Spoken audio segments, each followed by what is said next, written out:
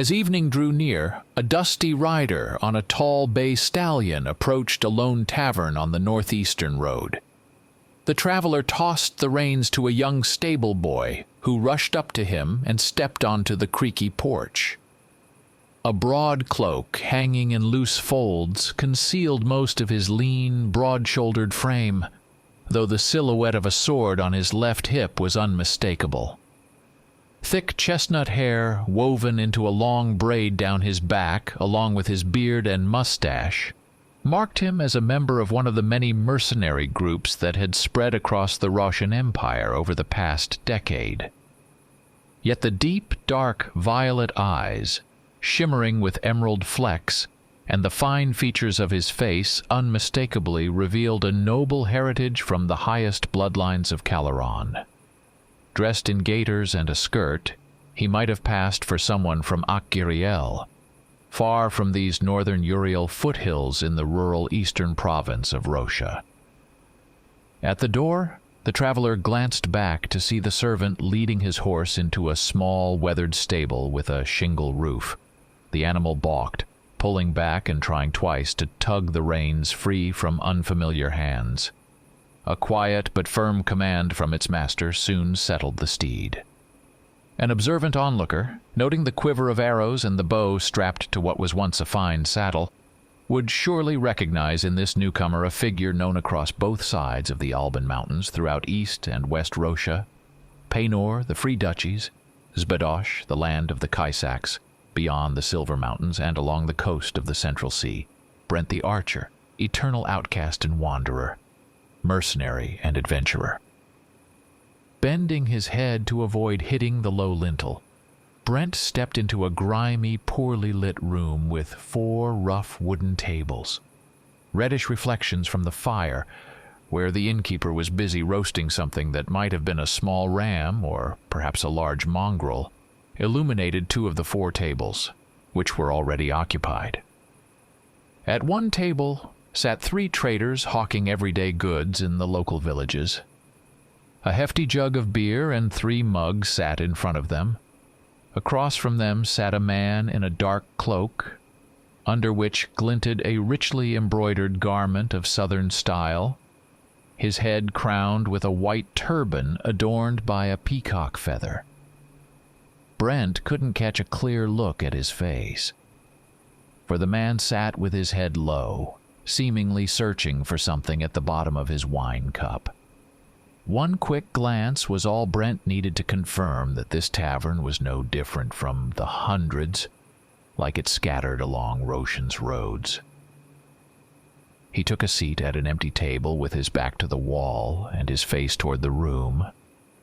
An instinctive action born of years of habit, shrugged off his cloak, revealing a coat of chainmail made of silvery gray metal forged by the short-statured, reclusive folk in distant caverns beneath eastern Uriel, almost at the edge of the world. Placing his slender, slightly curved sword in its scabbard beside his cloak, he called out to the innkeeper, "A pitcher of wine and a leg of lamb." The innkeeper briefly paused from his task, nodded to acknowledge the order, but made no hurry to fulfill it. Strangely, it was the man in the turban who reacted to Brent's voice far more eagerly. He jumped from his seat and strode firmly toward the archer's table. Seeing the lavish hilt of a sword, likely a curved saber crafted from Kifiat steel, beneath the stranger's cloak, Brent moved his right hand closer to his own sword. But before the man reached him, a sudden flare from the fire cast bright light on his face. Brent let out a joyful exclamation, standing to greet the approaching figure. There was no mistaking it. This was Obadon, the Sultan of Zbedosh, a small independent nation to the south. Or rather, the former Sultan, for the intrigues of Zbedosh's high priest had finally succeeded just a year and a half ago. Following a palace coup, Obadon had been forced to flee both his capital and his country, where a generous bounty now hung over his head. Officially, the throne had passed to his young, feeble-minded nephew, while the nation was ruled by the Council of Priests, led by High Priest Muskalat the Black. Muskalat's ambitions, however, had only been partially fulfilled. Obadon was alive, brimming with undiminished optimism, and had sworn on the blade of an ancient dagger, an heirloom from his father, who had inherited it from his grandfather, that he would use it to spill both the rotten guts of the high priest and his foul black blood. Brent and the Sultan of Zabedosh had crossed paths many times in their travels across the continent, forming a deep mutual respect. Now they embraced joyfully in the dim, dirty hall of the rural inn, much to the relief of the traders who, anticipating a brawl, had begun glancing toward the door.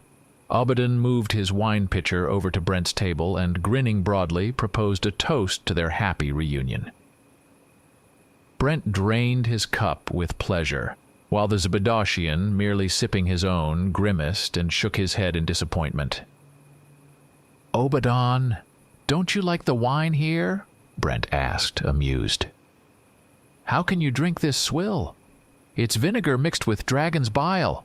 Anyone who's tasted the 30-year-old wine from my cellars in Azram, harvested from the southern slopes of Mount Ahat in that year, when the drought shriveled the land and people slit each other's throats for a sip of water, wouldn't dare touch this rot without shuddering.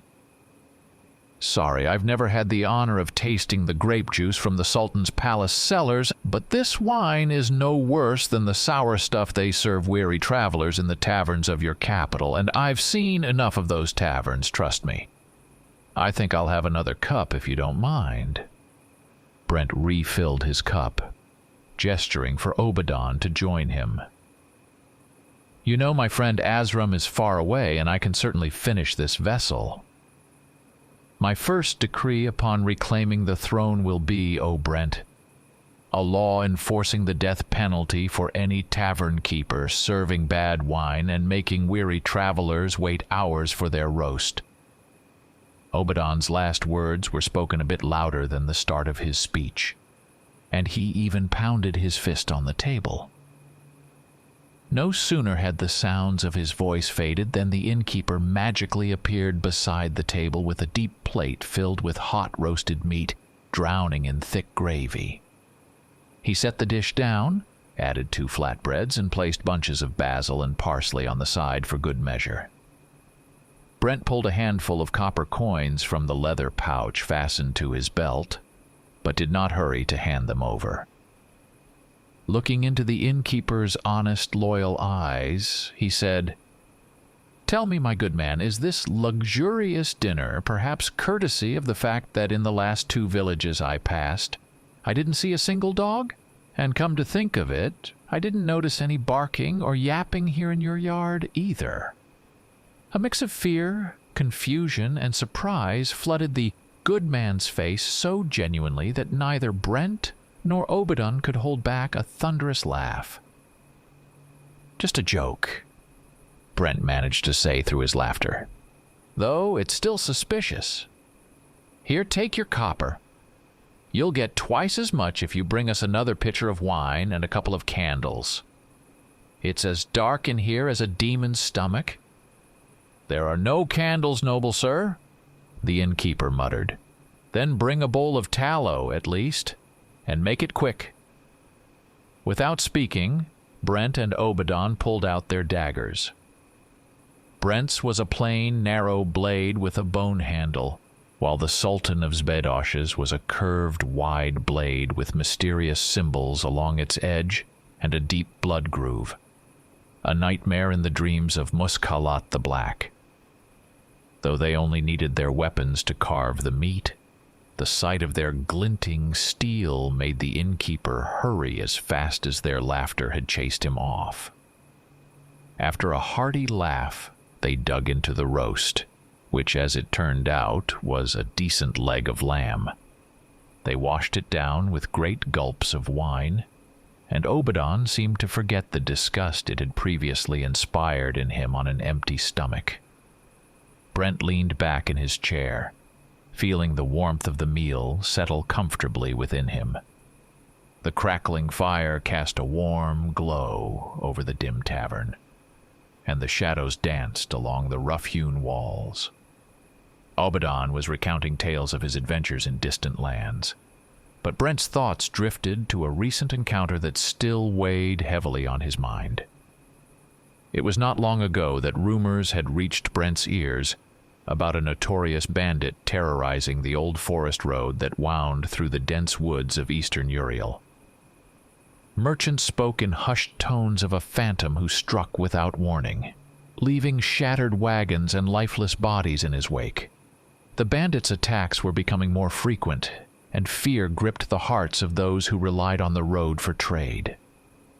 Determined to put an end to the menace, Brent set out to track down the elusive outlaw. The forest was vast, a labyrinth of towering trees and tangled underbrush that seemed to swallow the light. The canopy above was so thick that even at midday, the sun's rays barely pierced through, casting the forest floor in perpetual twilight. Brent moved silently through the woods, his senses attuned to every sound and movement. Days turned into nights as he followed the faintest traces. A broken branch here, a footprint in soft mud there. The bandit was cunning, leaving little evidence of his passage. But Brent was patient, and his years of experience as a tracker served him well. On the third day, he came upon the remnants of a recent ambush. A caravan lay in ruins, wagons overturned and goods scattered about. The smell of smoke lingered in the air, and the ground was stained with blood. Brent examined the scene carefully. The attack had been swift and brutal, executed with precision. The merchants and their guards had stood little chance. He found tracks leading away from the site, footprints that were deeper than usual, suggesting the bandit was carrying heavy loot. Brent followed the trail, which led deeper into the forest, away from the main road. The path became more treacherous, the undergrowth thicker and the silence more oppressive. As night fell, Brent decided to set up a discreet camp. He chose a spot beneath a large oak tree, its branches providing some cover. Building a small, smokeless fire, he warmed himself and ate a modest meal. His thoughts remained focused on the pursuit. The bandit was no ordinary thief. His tactics and the ferocity of his attacks indicated training and skill.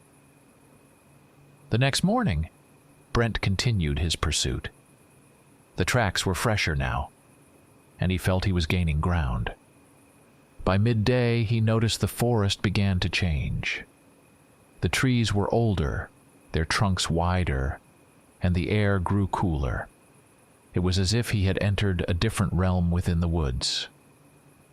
Suddenly, he caught sight of movement ahead, a fleeting shadow darting between the trees.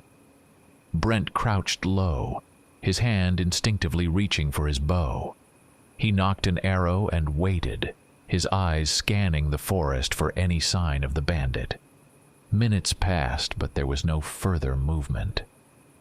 Proceeding cautiously, Brent advanced toward where he had seen the shadow. He came upon a small clearing, and at its center stood a crude hut made of branches and leaves. Smoke curled lazily from a hole in the roof. Brent's heart quickened. He had found the bandit's lair. He circled the clearing silently, observing the hut from different angles. There was no sign of sentries or traps, but he knew better than to underestimate his opponent. Deciding on a direct approach, Brent moved to the edge of the clearing and called out, "Bandit, I know you're there. Show yourself." For a moment, there was silence. Then, the door of the hut swung open, and a tall figure emerged. The bandit was clad in dark leather armor, a hood concealing his features. In his hand he held a long sword that gleamed even in the dim light. "So the hunter finally reveals himself," the bandit said, his voice calm and steady. Brent stepped forward, his sword drawn but held loosely at his side. Your reign of terror ends here. Surrender now, and perhaps mercy will find you." The bandit laughed, a cold, mirthless sound. "Mercy? From you? I've heard of Brent the Archer. They say you're relentless, that you never let your quarry escape." "I give you this one chance," Brent replied. "Lay down your weapon." The bandit's posture shifted ever so slightly, a subtle signal that Brent recognized all too well. Without warning, the bandit lunged forward, closing the distance between them with startling speed. Brent parried the initial strike, the clash of steel ringing out through the forest. What followed was a flurry of attacks and counters. The bandit's skill was exceptional. His movements were precise, his strikes powerful. Brent found himself on the defensive, forced to give ground as he sought an opening. The terrain offered little advantage, the uneven ground and roots threatening to trip them both. They fought their way across the clearing and into the trees.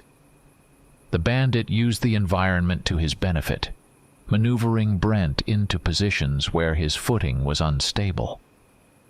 A swift kick from the bandit caught Brent in the ribs, sending a jolt of pain through his side. He gritted his teeth, refusing to let the injury slow him down. Brent feigned a stumble, luring the bandit into overextending. As the bandit brought his sword down in a powerful overhead strike, Brent sidestepped and delivered a swift cut to the bandit's sword arm. The blade sliced through leather and flesh, and the bandit hissed in pain. But the wound seemed only to enrage him. Switching his sword to his other hand, the bandit renewed his assault with even greater ferocity. Brent was taken aback. Few could wield a sword so effectively with their offhand. He realized now that this opponent was not merely skilled, but ambidextrous, a rare and dangerous trait. The duel pressed on, both men tiring but neither willing to yield. Sweat dripped down Brent's brow, his muscles burning from exertion. He knew he couldn't keep this up indefinitely. He needed to find a way to end the fight. As they clashed again, Brent noticed a slight hesitation in the bandit's movements, a fraction of a second where his guard dropped. It was a small flaw, but it was enough. Summoning his remaining strength, Brent launched a series of rapid strikes, pushing the bandit back toward a large tree. Sensing the trap, the bandit tried to break away, but Brent anticipated the move. He feinted to the right, then lunged to the left, driving his shoulder into the bandit's chest. The impact sent the bandit stumbling backward, and he tripped over an exposed root, falling hard to the ground. Brent wasted no time. He kicked the bandit's sword out of reach and pressed the tip of his own blade against the man's throat. The bandit glared up at him, defiance burning in his eyes. "Do it!" the bandit spat. "Finish it!" Brent hesitated. Killing in battle was one thing. Executing a disarmed opponent was another. He considered bringing the bandit to the nearest town to face justice, but he knew the journey back was long and fraught with danger. There was also the risk of the bandit escaping and continuing his reign of terror. Steeling himself, Brent made his decision. With a swift motion, he ended the bandit's life. A heavy silence settled over the forest, broken only by the distant call of a bird. Brent sheathed his sword and took a moment to catch his breath. He searched the bandit's belongings, finding trinkets and valuables taken from his victims. Among them was a pendant bearing the crest of the Roshan Empire, a clue that the bandit might have once been a soldier. Brent wondered what had led the man down this dark path, but knew that such questions would remain unanswered. Gathering the stolen items, Brent resolved to return them to their rightful owners if possible. He dismantled the hut, setting fire to the remnants to prevent it from becoming a haven for other outlaws. As the flames consumed the structure, Brent felt a sense of closure. The journey back to civilization was long and arduous. Brent's wound needed tending, and the weight of what he had done weighed heavily upon him. Yet he knew that his actions had saved lives, and restored a measure of safety to the region. Upon reaching the nearest town, he delivered the recovered goods to the local authorities and informed them that the forest road was safe once more. The townsfolk expressed their gratitude, offering him food and lodging, but Brent declined. His path lay elsewhere, and there was always more work to be done. Back in the tavern, Brent's reverie was broken by Obadon's hearty laugh. The Sultan was gesturing animatedly, his eyes alight as he recounted a daring escape from a rival's palace. Brent smiled faintly, appreciating the moment of camaraderie. As the evening wore on, the conversation between Brent and Obadon turned to tales of their past adventures. Obadon leaned forward, his eyes reflecting the warm glow of the fire. "You seem distant tonight, my friend," Obadon observed, lost in thought. Brent sighed softly. "I was just recalling an encounter I had recently, a bandit who had been plaguing the forest road near here." "Ah, the perils of travel," Obadon mused. "Did you deal with him?" "I did," Brent replied, "but it was not without difficulty. He was a formidable opponent, skilled, cunning. It reminded me that not all threats come from monsters or dark creatures. Sometimes the greatest dangers are those who walk among us." Obadon nodded thoughtfully. "True words. Men can be as treacherous as any beast, but it's good that you prevailed. The roads are safer because of it." Brent glanced at the window, where the sky was beginning to take on hues of deep purple and indigo. "I suppose. Yet, I can't help but wonder what drives a person to such ends." "Power, greed, desperation," Obadon offered.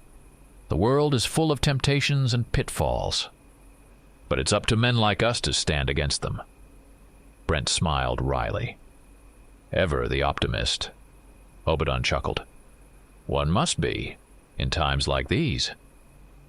A comfortable silence settled between them.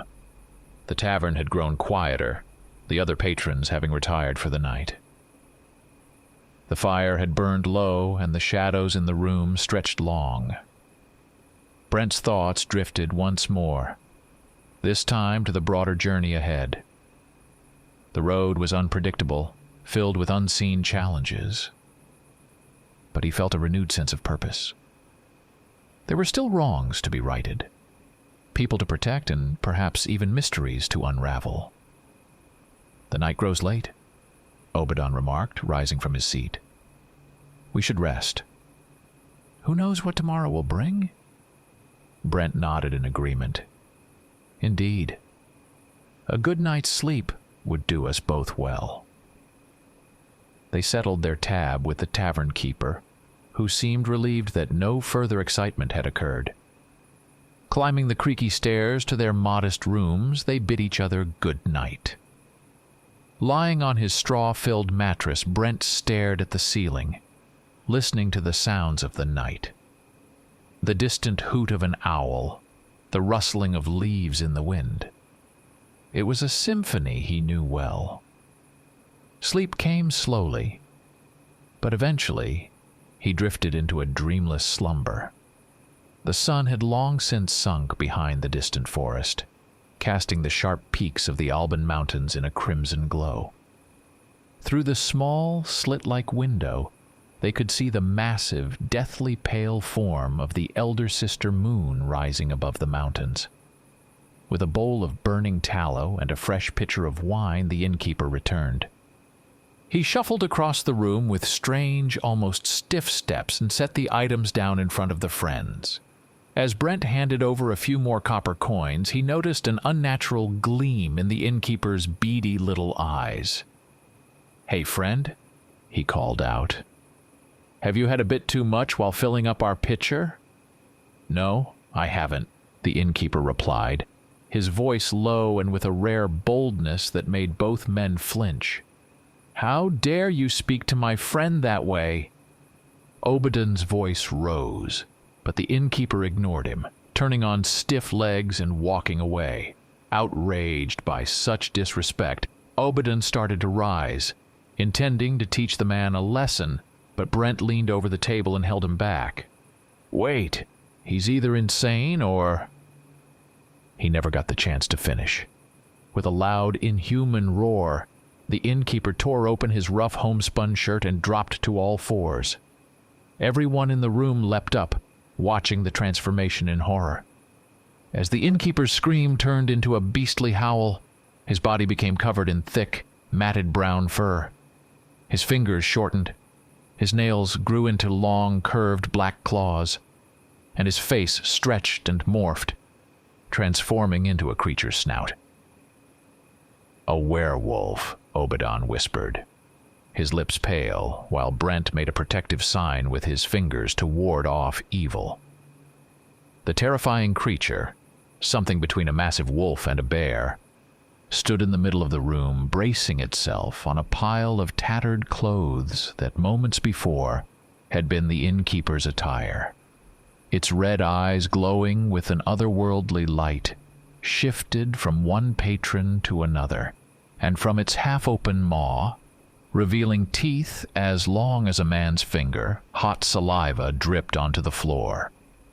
A tense silence fell over the room, broken only by a low, guttural growl. Suddenly, a horse neighed wildly and thrashed in the stable. Brent started, recognizing the voice of his own stallion, and drew his sword. Arendir, the blade of an elven prince, quivered and vibrated, as it always did in the presence of dark creatures. Out of the corner of his eye, Brent saw that the Sultan of Zbedosh had unsheathed his curved saber made of Kifiot steel and was stepping backward, angling himself so that the heavy oak table stood between him and the monster. So far, their survival depended on a fragile calm, though it was more like a frozen shock, brought on by a mix of fear and surprise. The werewolf, standing in the center of the room, seemed as indecisive as a donkey caught between two bales of hay, unsure of which group of people to attack first. But just then, the nerves of one of the merchants gave way under the strain. With a loud, almost shrill scream, he bolted for the door. His companions, overtaken by panic, hurried after him. Their commotion spurred the beast into action.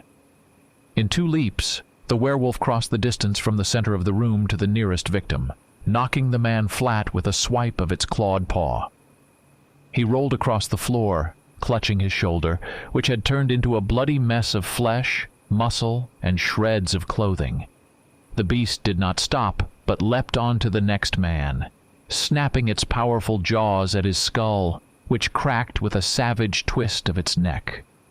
The merchant's head separated from his body, flying through the air and spraying blood everywhere before landing with a dull thud and rolling forward to stare lifelessly at Brent and Obadon with wide, dead eyes. The monster took even less time with the third man than the previous 2. Now, already turning toward the friends bristling with their drawn swords, it casually slashed its claws across the chest and stomach of the last merchant, who slumped against the doorframe desperately trying to hold in his spilling intestines. Brent and Obadon exchanged a glance. Their position was certainly better than the butchered merchant's, but it left much to be desired. They stood shoulder to shoulder, pressing their backs against the greasy wall, their weapons raised before them. In front of them was a table with 2 pitchers of wine, a bowl of roasted meat, and a burning lamp. To their right, blocking the only exit to the yard, lay the mutilated bodies of the merchants. Standing over them, its front paws pressing down on the chest of one man, wounded in the shoulder and paralyzed with terror, was the creature. Its fur, matted with blood, clung to its snout, and its eyes burned with a hellish fire. That exit was cut off. Directly in front of the friends was a solid wall, and to the left was a staircase leading to the 2nd floor, where rooms were rented out to travelers. Brent nodded toward the stairs. His companion understood immediately. All that remained was to wait for the right moment. The beast wasn't in a hurry, and neither were they. The horses in the stable continued to whinny and thrash in fear. Amidst the noise, Brent picked up the faint sound of howling from outside. "He's not alone," the archer whispered softly. "Yes, I hear it." "We need to get out before it's too late," Obadon replied. "Before they gather the whole pack," Brent silently completed the thought. The werewolf, disturbed from its trance-like state by the sound of human voices, raised its head and howled loudly at the ceiling. 2 or 3 more howls answered from the yard. Carefully, Brent reached for the lamp with his left hand. The creature growled and moved forward. Brent froze. The beast crouched on its hind legs, tensing as if preparing to pounce.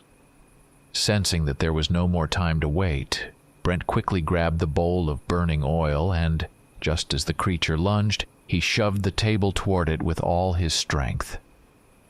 The overturned table struck the monster's front legs mid-air, causing it to tumble forward and roll right at the friend's feet. Obadon's saber flashed and struck, though it did little to harm the beast. Then Brent brought the burning lamp down on the creature's grotesque, blood-smeared head. The stench of burning fur made both men squint. The monster let out a horrific roar of pain, charging forward blindly and smashing its head into the wall, where it spun in confusion, disoriented and half-blinded. Wasting no time, the friends crossed the room and ascended the stairs. Obadon slipped through the door first, with Brent close behind. As he glanced back, he saw the werewolf, seemingly recovering from the blow, bounding after them in huge leaps. Brent slammed the door shut, and with no better option for a lock, drove his dagger diagonally into the soft wood, pinning the door firmly to the frame. "This way." Obadon waved from a window at the end of the corridor. Brent ran to him.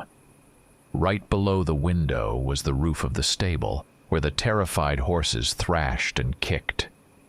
Leaning slightly out of the window and glancing around, he saw at least 5 creatures prowling the moonlit yard around the inn, similar to the one now battering against the door they'd just escaped through. "What's the plan, Obadon?"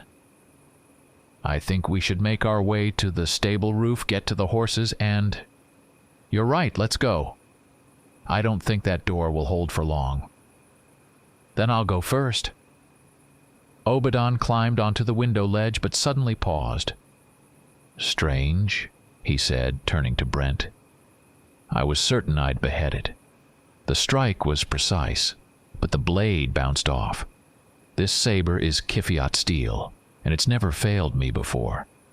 "Yes, strange," Brent agreed, glancing down at Arondir, which still vibrated softly in his hand. "But maybe elven craftsmanship will have better luck. In the meantime, let's hurry." Reaching the stable roof proved easier than it initially appeared. As soon as the Sultan's feet touched the roof, the rotten beams gave way with a loud crack, and Obadon fell through the resulting hole. Without hesitation, Brent jumped in after him. Inside the stable, a stifling pitch blackness reigned, broken only by the dim light of the elder sister moon streaming through the hole in the roof. Landing on his feet, Brent saw a writhing mass on the floor. A life-or-death struggle. "The stable boy turned as well," flashed through Brent's mind. "That's why the horses were so panicked. And now he's after Obadon." As the combatants rolled into the patch of moonlight under the broken roof, Brent saw that Obadon had managed to wedge his saber into the mouth of the smaller, though still vicious, werewolf attacking him. Despite being half the size of the innkeeper beast, it was ferocious. Obadon gripped the saber with both hands, holding the deadly fangs away from his throat. Strangely, though the creature's deadly claws remained a serious threat, they landed hesitant blows to Obadon's chest and stomach, recoiling as if burned each time. Brent had little time to ponder this odd behavior. It was time to test the elven blade on a werewolf. Raising Arendir, he timed his swing carefully and brought the blade down on the creature's nape. To his satisfaction, he saw that his strike found its mark, though it did not achieve the hoped-for results. The beast's head, severed completely from its shoulders, still clenched its jaws around Obadon's saber, its eyes gleaming and swiveling with hatred. The body, thrown aside by a kick from the Sultan, did not collapse lifelessly as expected. Instead, it struggled to rise. Not a drop of blood spilled from the seemingly mortal wound. "Damn it," Obadon muttered through gritted teeth, springing to his feet and jerking the saber out of the creature's mouth with a sharp flick of his wrist. The werewolf's teeth, unable to grip the polished steel, slid off, sending the severed head tumbling into the corner, landing atop a pile of manure. "To the horses, quickly! We can't waste a moment," Brent called out to his companion as he moved to his stall, calming his steed with a few gentle words and securing a travel saddle to its back. Without hesitation, Obadon followed suit, rushing to his slender black stallion, an expensive import from Vagrant. This horse had once saved its master's life during his escape from Zbedosh. "Why was it afraid to strike you with its claws?" Brent asked, nodding toward the headless creature still twitching in the shadows as he led his horse from the stall and leapt into the saddle. "To be honest," Obadon replied, swinging his leg into the stirrup, "I don't know. Perhaps it's my chainmail? It's made from the finest Zbedosh silver." Brent now noticed that beneath the tattered remnants of the Sultan's gold-threaded robe lay a silvery white chainmail that clung to Obadon's frame like scales to a fish. "Silver? That could be the answer." Gently, they soothed their fear-stricken horses and led them toward the stable doors. Through the thin wooden wall, they could hear the angry snarls of half a dozen werewolves, eager for the kill. "Are we ready?" Obadon mouthed. "Ready?" Brent replied. "Especially since—" Whatever he was about to add went unsaid, as the Sultan had already noticed their old foe's bloodied, grotesque snout poking through a hole in the roof, momentarily blocking the moonlight. Without wasting another second, Obadon slashed the wooden bolt with his saber and threw the door open. Just as he did, Brent heard the soft thud of a heavy body landing behind him. His horse reared up, kicking out with both hind legs. The hooves struck something alive and solid, but Brent spurred his steed forward, following Obadon as they burst into the open. The Sultan of Zbedosh tore across the yard, clinging low to his horse's neck and brandishing his saber overhead as if it could somehow keep the monsters at bay. Brent urged his own horse to follow, leaning forward and holding Arendir, the elven blade, trembling in his right hand. In mere heartbeats, the distance between the stable and the fence shrank. Brent managed to slice the legs from one werewolf that leapt at him, while Obadon's horse crushed the ribcage of another. One by one, their steeds cleared the 4-foot fence and sped down the moonlit road like a storm. The wolf beasts, unable to match the speed of true wolves on an open road, fell behind after the first 20 yards but continued to pursue with a dogged persistence. Now, urged on by terror, the horses needed to be reined in rather than spurred to conserve their strength for what might be a night-long escape. "Where to now, Archer?" Obadon called out, tugging at the reins to steady his frenzied horse. "North. Straight along this road?" Brent replied, doing the same. 2 hours' hard ride will bring us to the castle of Tan Nicholas. He's an old friend. Stone walls will shelter us better than an elven blade or even a silver chainmail." Their gallop continued. Though the werewolves fell farther behind with each mile, their distant howls pushed the horses to race forward at full speed. Brent and Obadon took turns unbuckling their packs, tossing them onto the road. Gradually, the horses calmed, their frenzied gallop easing into a steady rhythmic pace. Their hooves clattered a merry beat on the granite-paved road laid long ago by the master craftsmen of the Golden Age. Salvation seemed more within reach with each step. Both riders, though exhausted, were confident their steeds could carry them through till dawn. "Should we try hiding in the forest?" Obadon suggested. "Not a good idea. We'd lose speed, and I'm sure the werewolves wouldn't need sight to find us. They could track us by scent. But if we headed into the mountains, we might find an unreachable ledge on a cliff and leave our horses as bait. No, Archer. I won't hide on some rock while my blackie is left as dinner for those mangy beasts. Even a horse doesn't deserve that." "You're right," Brent agreed.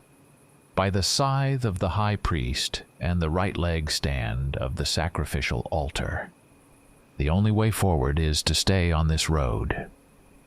Suddenly, just before a sharp bend, the horses snorted, danced sideways, and shied away from something moving at the roadside. Something Brent's sharp eyes had first mistaken for a gray, moss-covered boulder. They struggled to control their frightened horses as the boulder rose, taking on the unmistakable form of a cloaked figure with a low hood. "Hey, friend, what kind of joke is this? Best get out of here before things get ugly," Brent called out, his voice hoarse from the tension as he urged his horse toward the stranger despite the animal's wild resistance. The stranger slowly turned to face him and pushed back his hood, revealing a face that could only be described as nightmarish, even after an encounter with werewolves. The horror lay in the fact that the creature's head blended the features of both man and beast. The creature had a high, undeniably intelligent forehead, low black brows, deep-set round eyes, a jutting jaw covered with sparse hair around a thin-lipped mouth, a receding chin, and a nearly flattened nose with deep nostrils. Its lips twisted in a smug grin. The horses reared, then bolted, racing headlong from the terrifying sight. After several wild strides, Brent managed to rein in his stallion, nearly tearing its mouth in the process. He looked back. The mysterious figure still stood in place, slightly tilting its head, exposing gleaming curved fangs in the moonlight. From its throat came a rasping, deathly chuckle. Enraged beyond reason, Brent snatched his bow from his saddle and, drawing the string in one smooth motion, released an arrow aimed at the ghastly figure. What happened next defied all logic. As the arrow flew, the figure raised its arms as if throwing something at its feet, instantly engulfing itself in a cloud of noxious green smoke. The arrow sailed through, undeterred, and embedded itself in the nearest pine tree. As the smoke cleared, all that remained was an empty, level patch of grass by the roadside, with no trace of any living being. Pale with shock, Obadon muttered prayers to every god in the Zbadashian pantheon, calling on all and each in turn. Brent once again murmured a protective spell and touched the silver-clad talisman containing the claw of a white hawk. From around the nearest bend, the ominous howling of the pursuing pack reached them. The friends urged their eager horses forward once more. The following 2 hours, from the hour of the tiger to the hour of the owl, passed like a nightmare. The moonlit road echoed with the pounding of hooves and the heavy breaths of the galloping horses, blending with the howls of the pack that gradually fell behind. Finally, as the silhouette of Tan Nicholas's castle loomed ahead, rising from the rocky cliffs, the howls became barely audible. A short stretch of road and a suspension bridge connected the castle to the main road, spanning a deep chasm. As they approached the bridge's steep ascent, the horses slowed, allowing Brent to assess the situation. The lowered bridge set him on edge. In an area crawling with werewolves, leaving it down at this hour seemed unforgivably reckless. The castle itself was shrouded in darkness, with only the occasional ghostly flicker visible in the arrow slits of the main tower. From that direction came an unsettling, all too familiar noise. As his horse stepped onto the bridge, Brent recognized it. The eerie howls and roars mingled with indistinct human cries. Forgetting everything but the realization that Tan Nicholas and his family were in mortal danger, Brent spurred his horse forward. But the moment he crossed the castle gate, a portcullis crashed down behind him, trapping him inside. From the pitch-black guardroom, 2 gray shadows lunged at him. One werewolf locked its jaws around his horse's neck, while another pounced onto Brent's chest. They both tumbled across the cobblestones of the inner courtyard. Beyond the gate, Abaddon hacked furiously at the steel bars with his Kifiat saber. The beast's jaws clamped down on Brent's shoulder with vice-like strength. Though his chainmail held, his arm was going numb. With his free hand, the archer drew his sword and, plunging it between the creature's hind legs, pulled upward, slashing from belly to chest. Though this inflicted no mortal wound, it left the creature's innards spilling out, tangling its legs. For a brief moment, the beast released its grip on Brent's shoulder to steady itself. That instant was enough for Brent to roll aside, spring to his feet, and strike twice. The first blow sliced the werewolf in half, still fighting against its own entrails, while the second severed the front legs of the creature that had killed his horse. Brent ran to the gate mechanism, hoping to raise the portcullis. The ropes had been gnawed through. "What's going on, Brent? Open the gate!" Abaddon shouted. "It's useless. It's a trap. Get out of here!"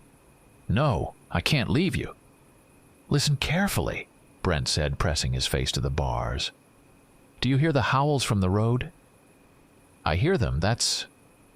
"Yes, it's the pack. If they trap you here, it's over. Go while you still can. Lead them away. Dawn is coming. They won't be a threat in the daylight. We'll meet here. Or..." Brent gave a bitter smile. "Somewhere else. Hurry." Reluctantly, the Sultan of Zbedosh turned his horse around. "We'll meet again, Archer. We will meet again," he shouted as his black stallion bolted down the road, the pursuing pack snapping at his heels. "I'll find you." Abaddon's last words faded as the wind carried them away. Without waiting for the distant sound of his friend's retreating hoofbeats to fade, Brent sprinted toward the main tower. On the stairs, he encountered 2 human corpses, horribly mutilated, and the body of a werewolf with its skull crushed. "So there is a way to fight them," he thought as he continued upward. At last, Brent arrived at the banquet hall on the tower's 2nd level. The few scattered torches along the walls barely penetrated the darkness where a swarm of at least 24 werewolves fought, leaped, snarled, and snapped their fanged jaws. At the far end of the hall, on the staircase leading to the 3rd level, stood Tan Nicholas, a sturdy, gray-bearded man of short stature. His eldest son, nearly identical to his father but for a black beard, the captain of the castle guard, and 2 remaining guardsmen. As Brent burst into the hall, the gray wave surged toward the staircase, creating a chaotic melee. All that could be heard were the ragged breaths of men striking with all their strength, the cracking of bones and the werewolves' snarling growls. And somehow the men managed to hold their ground. The wave of beasts receded, dragging one of the warriors with them, while the heir to the castle dropped to one knee. Wasting not a second more, Brent grabbed a torch from a wall sconce and charged forward. The stunned creatures parted, trying to evade the fiery weapon as it wove a deadly pattern. The torch blazed with bright red flames in his left hand, while Arendir rang out in his right, singing its battle song with unmatched power. Brent slashed with ferocity, hacking off paws, smashing snarling jaws, cracking ribs, and jabbing the torch left and right. Nicholas and his men noticed him and recognized the voice of Arendir. The unexpected help invigorated the defenders of the castle. With a familiar battle cry, the Tan charged forward, just in time as Brent, caught up in his attack, slipped in a pool of blood near the staircase and, falling, was quickly covered by a wave of hairy bodies. As he fell, he struck his head against a step, coming to his senses only to find himself sitting on the upper landing, where Tan Nicholas's strong hand had pulled him to safety. The werewolves had retreated, and the small band of defenders, now missing another man, the captain of the guard, caught a brief respite. "I'm glad you're with us," Nicholas said in a hoarse voice as Brent got to his feet. "Now sheathe your sword. There's only one weapon they fear." Brent took the heavy candelabrum from the Tan's hands. At first he was puzzled, but then all the clues came together in his mind. The werewolf Obadon had fought in the stable hadn't dared touch the Sultan's silver chainmail. And the candelabras, a source of pride for Nicholas, had been cast in the purest silver. The werewolves clearly feared this metal. The battle raged on. The beasts launched another assault. Human hands rose and fell, smashing skulls, breaking spines, crushing ribs. 4. No 3. As the Tan sun fell and vanished under a wave of brown backs. Silver candelabras sowed death among the werewolves, who were far more numerous than Brent had initially thought. The situation grew dire. Seeing his son fall, Nicholas recklessly lunged to help, and a beast sank its teeth into his left arm, only to be killed a moment later by the last guard, who was in turn knocked down and torn apart by another creature before Brent's candelabrum dispatched it to the underworld. Nicholas and Brent stepped back simultaneously, pressing their backs against the wall. The Tan's left arm below the elbow was a bloody mess of shattered bone and torn muscle. He breathed heavily, teetering on the brink of shock, as the monstrous creatures regrouped at the base of the staircase, preparing for one final charge. Brent noted with grim satisfaction that fewer than a dozen remained. The candelabras had done their work well. But he harbored no illusions that he and his severely wounded friend could repel even a dozen in such a state. Brent gritted his teeth, prepared to sell his life dearly. Then he noticed that the werewolves were behaving strangely. Instead of launching a coordinated attack to finish off the exhausted humans, they circled in place, whining loudly and somewhat shrilly. Some even edged closer to the exit of the hall. "It's dawn," Nicholas croaked. "What?" Brent didn't understand at first. "Dawn is breaking," the Tan repeated louder. "The spawn of darkness are fleeing. Let's strike and avenge." But with that, Nicholas stumbled forward and collapsed, unconscious, face down on the floor.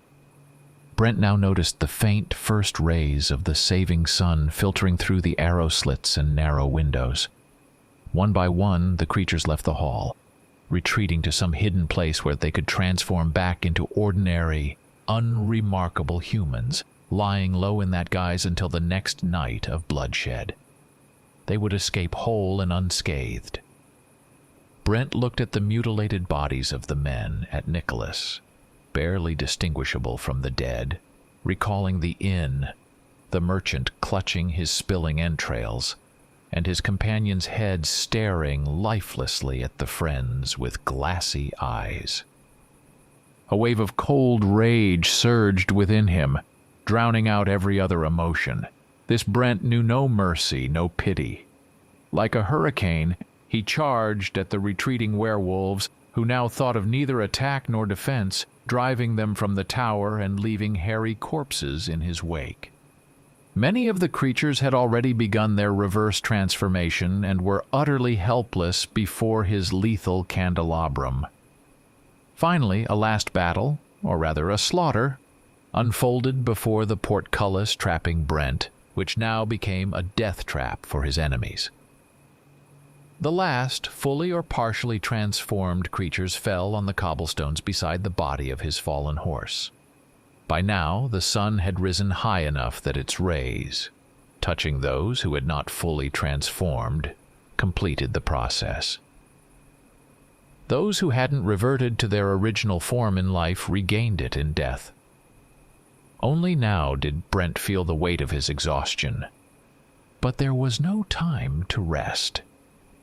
To ensure the monsters could never rise again, he went through the entire castle, beheading every werewolf that had taken on a human form. Recognizing them was easy enough. None were clothed. Then, gathering the heads in bundles wrapped in his cloak, he carried them in 3 trips to the castle wall and cast them into the deep chasm below. Only after that did he return to Nicholas. The old Tan had regained consciousness and was now trying to stop the blood flowing from the remains of his left forearm. Brent helped him, tightly binding his arm above the elbow with a torn piece of cloth. Nicholas's face was almost as white as his beard. "If only you'd come sooner," he whispered. "Even 2 or 3 days sooner." His chin trembled in silent sobs. "My son, my blood. They killed my heir. They killed me as well." "Stay strong, Nicholas," Brent said. "You'll rest a little now, and we'll treat your wound. It's just a scratch for a warrior like you. We've still got some fighting left in us. Right now, more than anything, I wish I could die," Tan Nicholas replied with a bitter smile. "No, I haven't lost my mind, don't you know? Anyone touched by a werewolf's fangs or claws becomes one themselves." Stunned by this revelation, Brent quickly inspected and felt over all his body parts not protected by chainmail. Praise be to Hortal, there were no wounds. "You see," continued the Tan, "I have a very compelling reason to want death. And I will receive it as punishment for my laziness and inaction. Perhaps even before I can tell you everything. I'm listening carefully, Nicholas. But first answer me. Where are the other members of your family? Your wife and daughter?" "Oh, I pray to Hortal that they are safe. The night before last, I sent them to my cousin, Tan Samilis. His castle is 5 days' journey west of here in the valley of Blooming Heather. With them went 6 of my best guards and the faithful old Cohen. They left at dawn with strict orders to avoid villages and inns. Who knows how far this plague has spread? What is this plague, Nicholas? What is the nature of this curse, or whatever it is?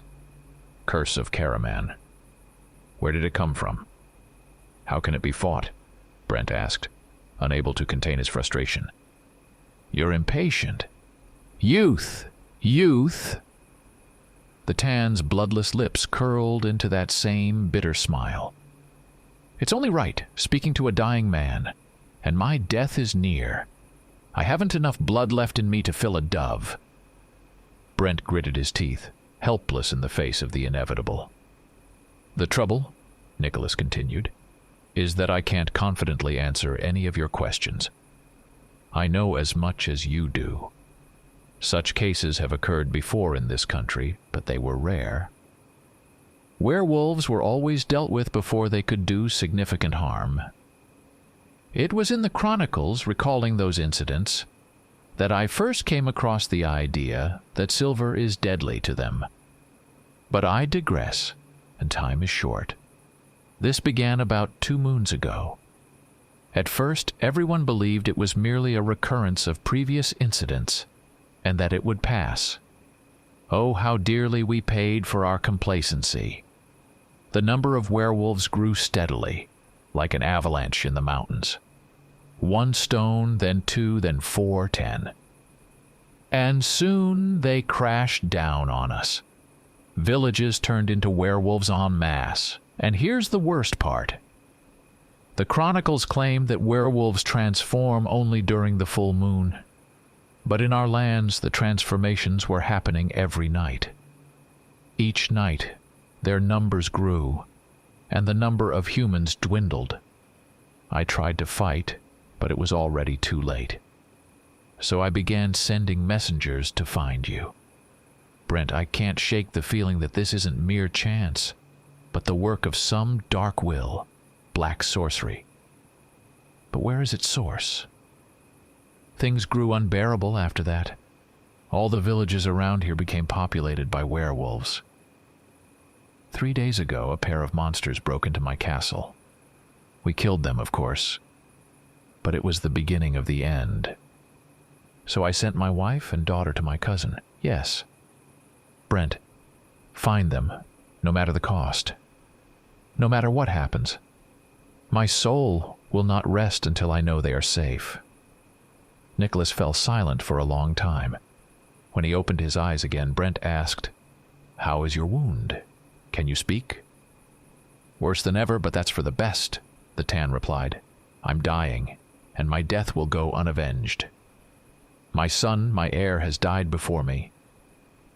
With a sharp movement, Brent pulled out his amulet containing the white hawk's claw, pressed it to his lips, and quickly vowed, "I, Brent the Archer, swear by the great snowy sanctuary of the White Hermit that I will avenge your death, Tan Nicholas Sardan. Whoever your enemy may be, man or demon, I will not know peace or rest until I fulfill this oath or die." A calm smile touched the lips of the dying man. His face relaxed, and Tan Nicholas's spirit passed with his final breath into the land of lament and sorrow, at peace, knowing that such a vow could never be broken by any mortal, least of all by Brent the Archer. But Brent didn't mourn long over the fallen. Hatred for the unknown enemy and a thirst for vengeance spurred him into action.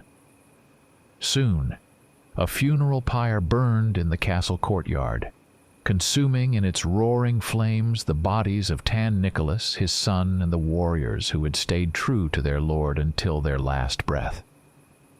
Thick, oily black smoke carried the scent of burning flesh over the mountains and valleys.